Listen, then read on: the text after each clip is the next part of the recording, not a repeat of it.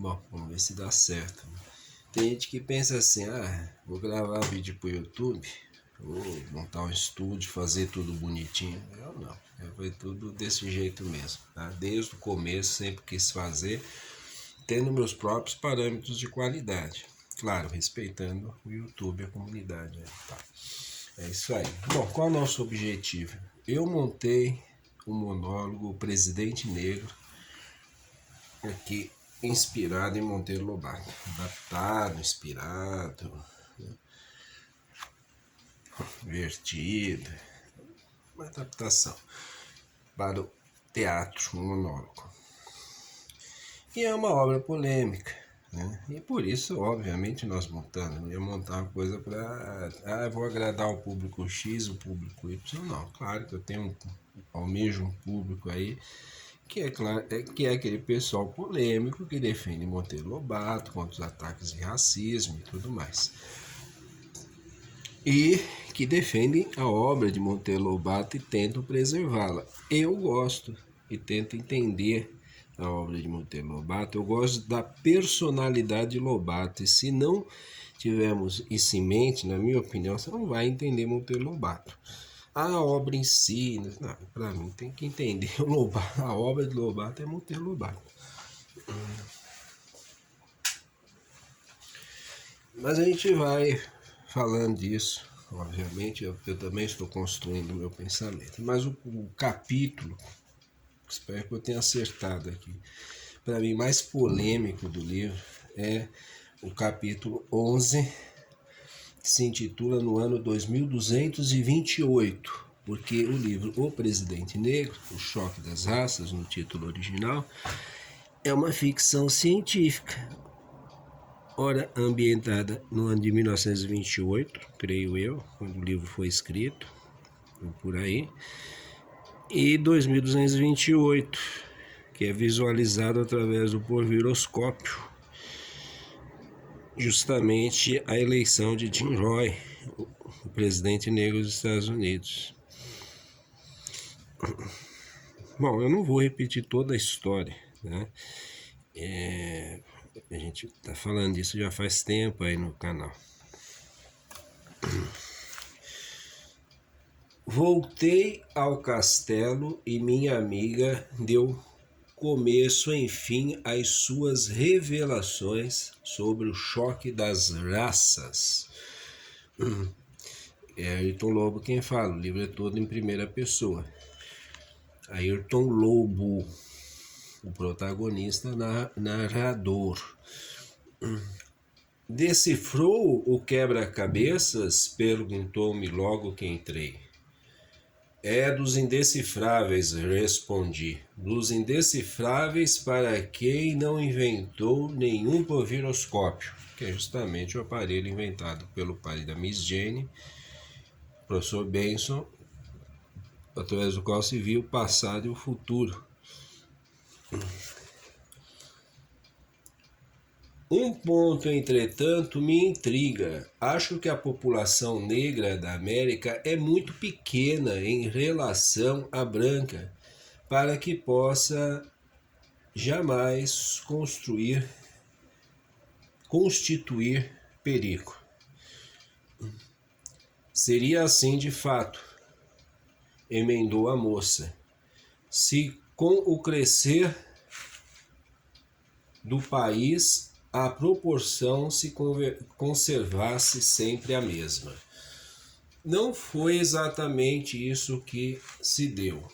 Enquanto a corrente migratória europeia trazia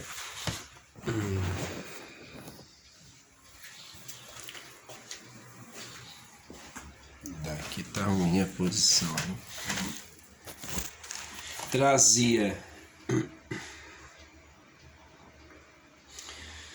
ondas e mais ondas de brancos a somarem-se aos já estabelecidos no país, nada alarmava, nem deixava vislumbrar um futuro agravamento da situação.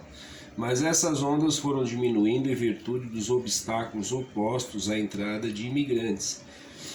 E por fim sobreveio um maquiavélico sistema de drenagem, Em vez de entrada franca a quem quisesse vir localizar-se no país, organizou o governo americano em todas as nações do Velho Mundo um serviço de importação de valores humanos, consistente em atrair para lá a fina flor eugênica das melhores raças europeias. Já aliviada do seu ouro em favor da América, viu-se a Europa também aliviada da sua elite.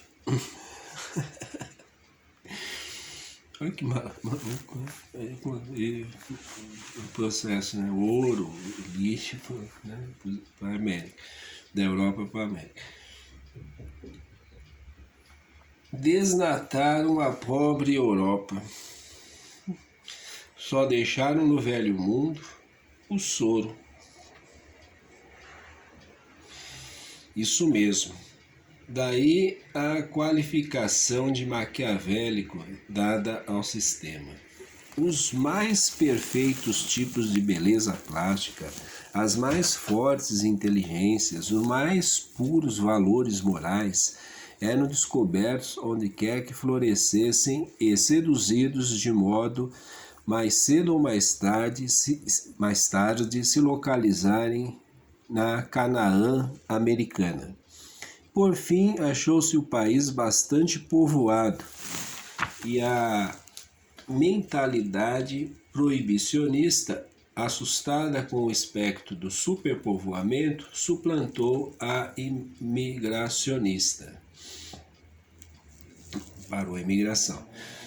Fecharam-se todas as portas do fluxo, Milton Santos, fluxos fixos, do fluxo europeu, e a nação passou a crescer vegetativamente, apenas crescimento vegetativo, diferença entre nascimentos e mortes. Data daí a inflação do pigmento. Até essa época, a população negra representava 1/6 da população total do país. A predominância do branco era, pois, esmagadora e de modo a não arrastar o americano a ver no negro um perigo sério. Mas com o proibicionismo coincidiu o surto das ideias eugenísticas de Francis Galton, Mas com o proibicionismo coincidiu o surto das ideias eugenísticas de Francis Galton.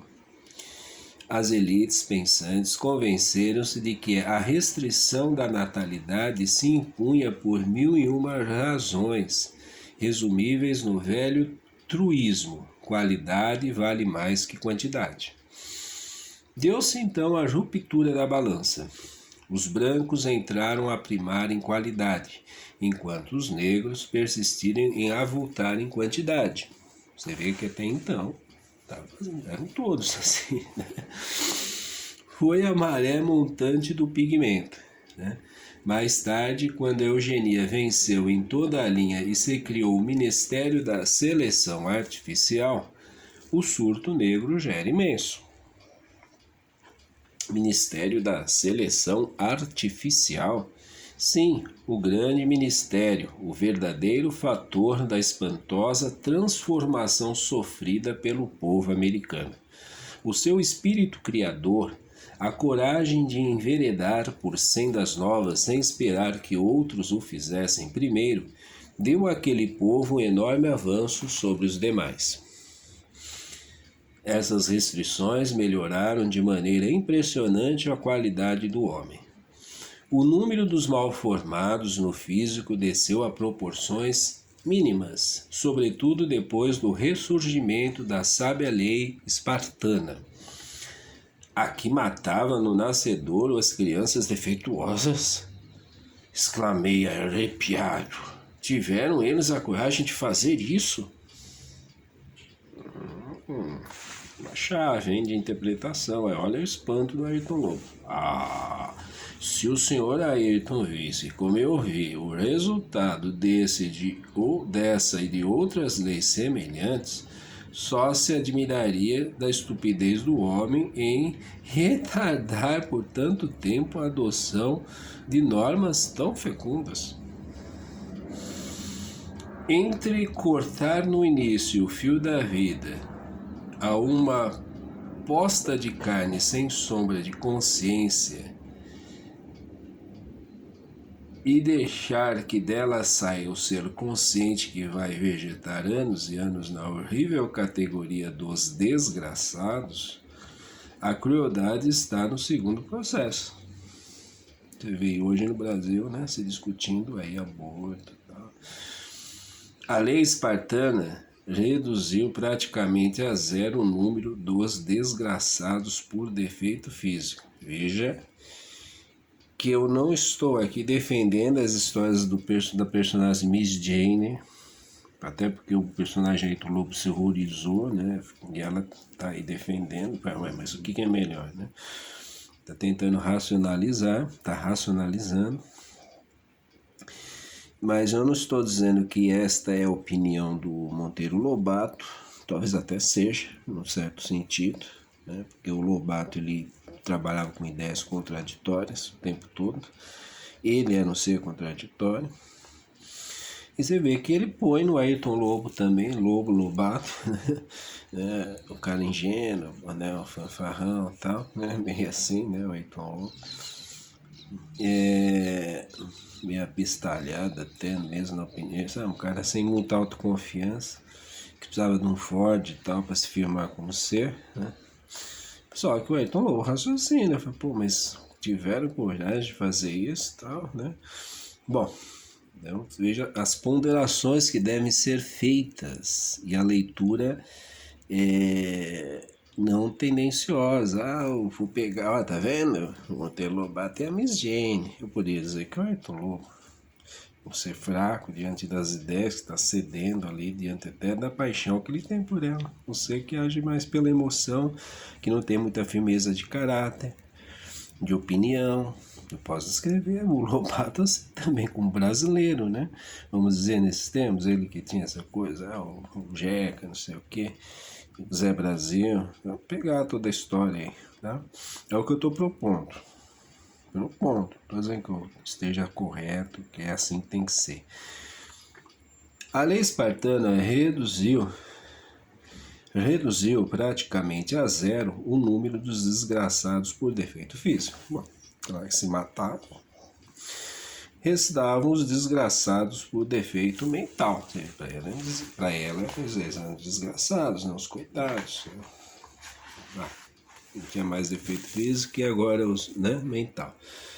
De número infinito, diz o Ayrton Lobo, de número infinito. Né? Esses foram impedidos de se reproduzirem pela lei Owen. Essa lei é citada aqui, né, nessa criação, né, dentro da própria fricção, fruto das grandes ideias pregadas por Walter Owen. Walter Owen foi o verdadeiro remodelador da raça branca na América. Apareceu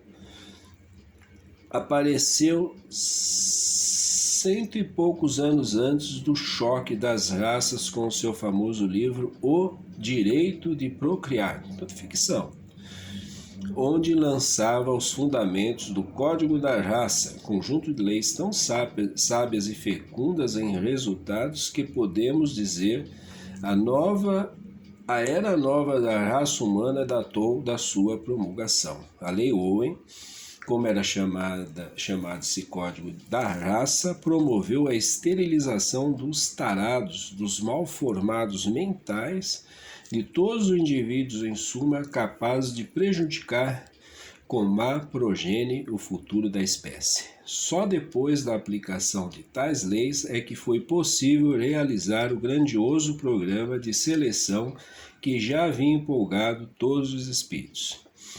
Os admiráveis processos hoje em emprego na criação dos belos cavalos puro sangue passaram a regir a criação do homem na América. Você vê, né, como é forte este capítulo, hoje, né? Olha o peso disso. E lá se foram os peludos. exatissimamente, desapareceram os peludos, os surdos mudos, os aleijados, os loucos, os morféticos, os histéricos, os criminosos natos, os fanáticos, os gramáticos, os místicos, os retóricos, os vigaristas, os corruptores de donzelas, as prostitutas, a legião inteira de mal formados no físico e no moral, causadores de todas as perturbações da sociedade humana. Essas ideias está claro que eram fortemente restritivas da natalidade, sobretudo no começo, quando havia quase tanto joio quanto trigo. Crescer para a América não equivalia mais a avultar as tontas em número, como hoje, e sim a elevar o índice mental e físico dos seus habitantes. Os Estados Unidos e o Canadá, que já se fundira neles, crescia dessa maneira admirável, se bem que incompreensível para nós hoje, que vivemos em plena licenciosidade, em plena licenciosa anarquia procriadora. Miss Jane tomou fôlego e prosseguiu. Mas o mal, perturbador de todos os cálculos humanos, surgiu. Apesar de submetida aos mesmos processos restritivos dos brancos, a raça negra começou desde logo a apresentar um índice mais alto de crescimento. A proporção do negro puro relativo ao branco subiu a 1/5, a 1/4, a 1/3 e por fim chegou à metade. Quer dizer que o binômio racial, desprezado na era do crescimento imigratório e descurado no início do regime seletivo, passou a entrar na fase aguda do resolve-me ou devoro-te. Em quantos eram calculados os negros nesse momento? Perguntei Toma. Na era em que tomamos este corte anatômico, como chamava cada visualização do futuro ou do passado, através do proviroscópio, corte anatômico do futuro, ano 2228, as estatísticas apresentavam dados alarmantes. Negros, 108 milhões. Brancos, 206 milhões. E como o coeficiente da natalidade negra acusasse uma nova subida, o instinto de conservação dos brancos eriçou-se nos primeiros arrepios da legítima defesa. Você vê que eles ainda estavam bem acima ainda, né? Dos muitos ouvidos em termos de população, né? Um número muito acima dos negros, né? Os brancos em relação aos negros ainda eram muito mais, né? Dos muitos ouvidos propostos para, de uma vez por todas, arrancar a América do seu beco sem saída, predominavam duas correntes de ideias contrárias, conhecidas por solução branca e solução negra. A solução branca, já sei, exclamei aflito por acertar uma só vez que fosse. A solução branca era expatriar o negro. Muito bem, confirmou Miss Jane, alegre de ter me proporcionado um inocente prazer mental. Queriam os brancos a expatriação dos negros para o Vale do Amazonas, exclamei de novo, radiante do meu sucesso anterior e esperançoso de segunda vitória. Dias antes eu lera não sei onde uma qualquer coisa que me deixara entrever isso. Bravos! Nesse andar vai o Sr. Ayrton substituir com vantagem o nosso proviroscópio perdido. Para esse vale, sim. O antigo Brasil cindira-se em dois países, um centralizador de toda a grandeza sul-americana, filho que era do imenso foco industrial surgido às margens do rio Paraná, com as cascatas gigantescas ao longo do seu curso, acabou esse fecundo Nilo da América transformado na espinha dorsal do país que em eficiência ocupava no mundo lugar imediato aos Estados Unidos. O outro, uma república tropical, agitava-se ainda nas velhas convulsões políticas e filológicas. Discutiam sistemas de voto e a colocação dos pronomes na semimorta língua portuguesa. Os sociólogos viam nisso o reflexo do desequilíbrio sanguíneo consequente à fusão de 4 raças distintas, o branco, o negro, o vermelho e o amarelo, este último predominante no Vale do Amazonas. Não pude deixar de estremecer diante das revelações de Miss Jane sobre o futuro do meu país. Bom, você vê como o capítulo é importante. Eu vou continuar até onde o celular permitir, tá bom? Se faltar alguma coisa, eu assim, não estou dizendo que eu concordo com o que está aqui, é uma coisa do Lobato, não quer dizer que o próprio Lobato pensasse assim o tempo todo, talvez naquele momento e talvez parcialmente, estava confabulando, estava conjecturando. Que tristeza, Miss Jane, exclamei compungido. Pois vai dar-se isso, então. E eu falo isso baseado no quê? No que eu conheço da própria personalidade do Lobato, entendeu? É assim que eu analiso. Não vejo motivos para a sua tristeza, respondeu ela. Acho até que a divisão do país constitui uma solução ótima, a melhor possível, dado o erro inicial da mistura das raças. A parte quente ficou a sofrer o erro e suas consequências, mas a parte temperada salvou-se e pôde seguir o caminho certo. A sua tristeza vem da ilusão territorial. Mas reflita que há muita terra não é que faz a grandeza de um povo, e sim a qualidade dos seus habitantes. O Brasil temperado, além disso, continuou a ser um dos grandes países do mundo em território, visto como fundia no mesmo bloco Argentina, Uruguai e o Paraguai. Enchi-me de orgulho patriótico e, sem querer, levantei-me da cadeira com o urra enlatado na garganta. Vencemos a Argentina, então? Conquistamos todo o prata? Errou desta vez, Sr. Ayrton. Não houve guerra, nem conquista de qualquer espécie.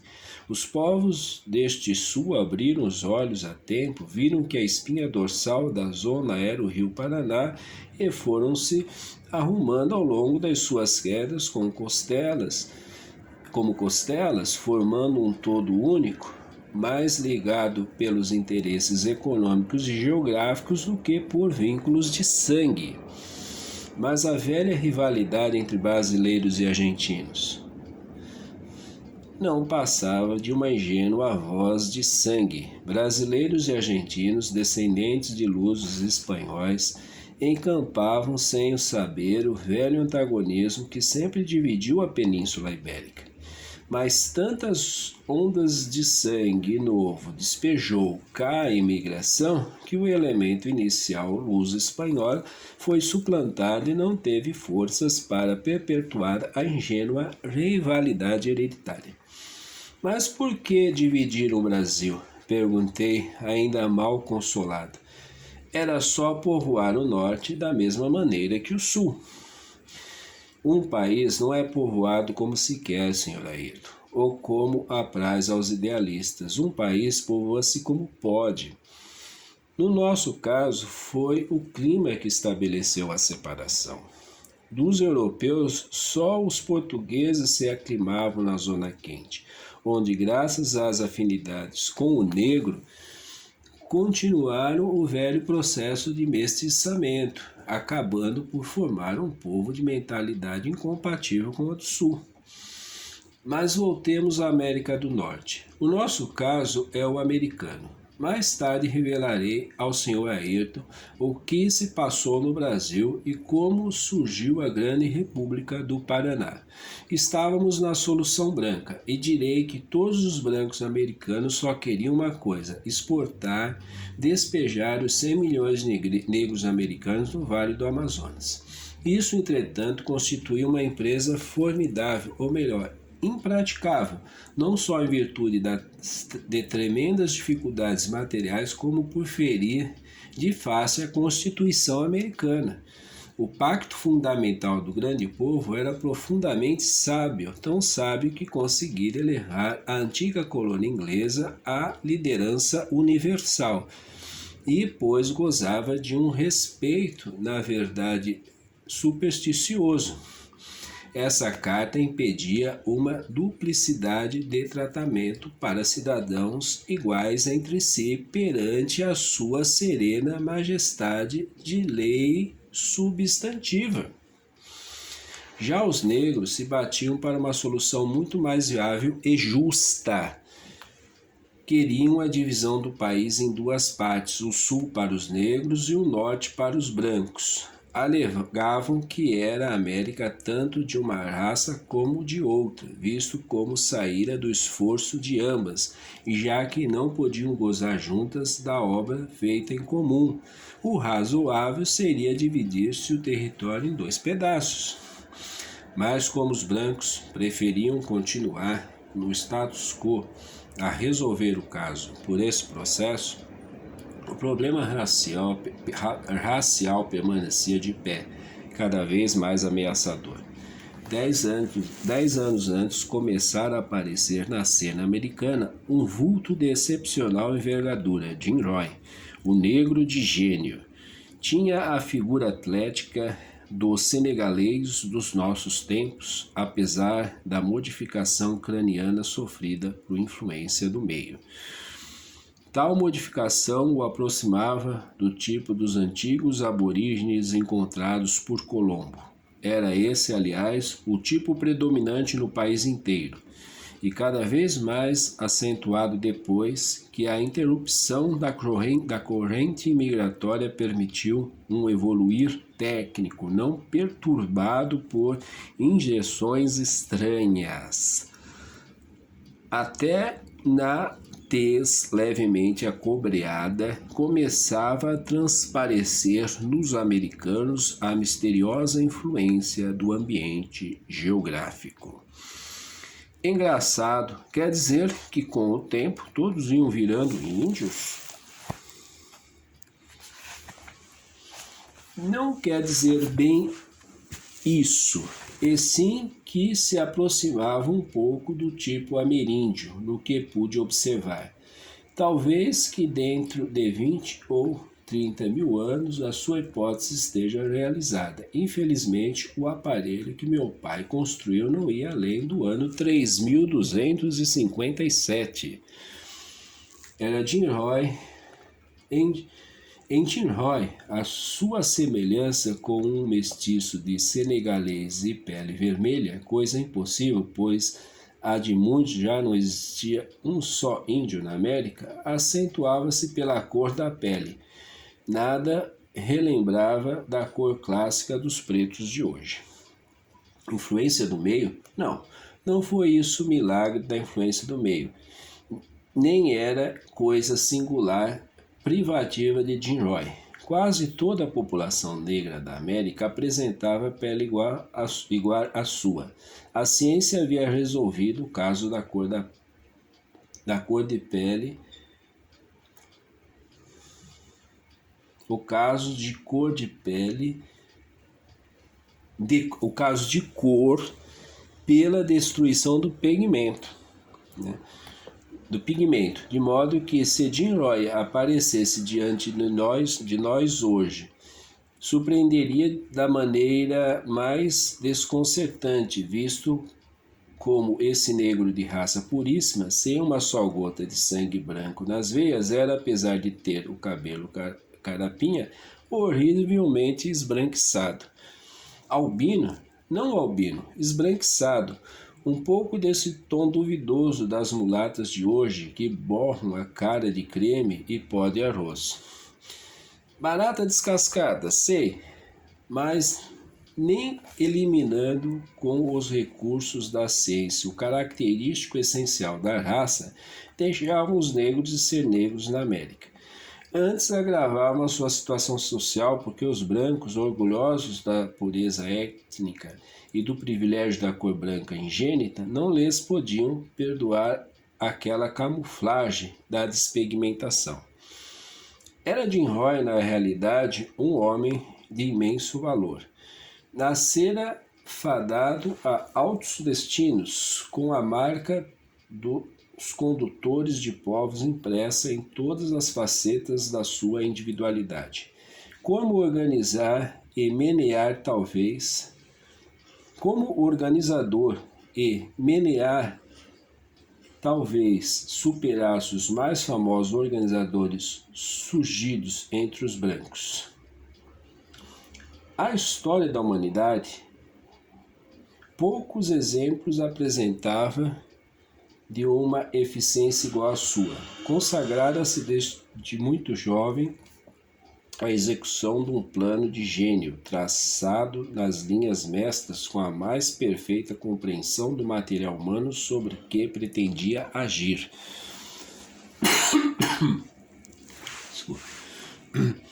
Está me lembrando o velho Moisés. Jim Roy conseguira o milagre da associação integral da população negra sob a bandeira de um partido político cujas forças, coletadas por extensa cadeia de agentes distritais, vinham como fios telefônicos ter a estação central da sua chefia suprema. Sempre sábias e construtoras, suas instruções desciam com autoridade de dogmas sobre todas as células da Associação Negra, era o nome do partido, e as fazia moverem-se como puros autômatos. Esta abdicação, ou melhor, esta sujeição consciente e consentida de todas as vontades a uma vontade única, aperfeiçoara-se de tal modo que no ano da tragédia a situação política dos Estados Unidos passou de fato a depender do líder negro. Passou a depender dele como? Pois não eram os negros apenas 100 para 200 milhões de brancos? Não se impaciente, Sr. Ayrton. Temos que ir por partes. Disse eu que a situação política da América passou a depender de Jim Roy, e foi fato, mas antes de lá chegarmos temos que fazer um rodeio político. Gosta de política, Sr. Ayrton? Nem eleitor sou, Miss Jane. E da política feminina? Essa desconheço. Suponho, entretanto, que há de ser mais felina que a dos homens. Bom, um capítulo polêmico, né? E eu vou encerrando aqui dizendo que não são eu não tenho opinião de raça, nada disso. E tem uma questão aqui que eu me coloquei, o nome do Partido dos Negros, né? Meu Deus do céu. Associação Negra. Bom, me perdi aqui, né? Vou voltar. É isso aí, eu vou publicar, tá? Mas polêmico.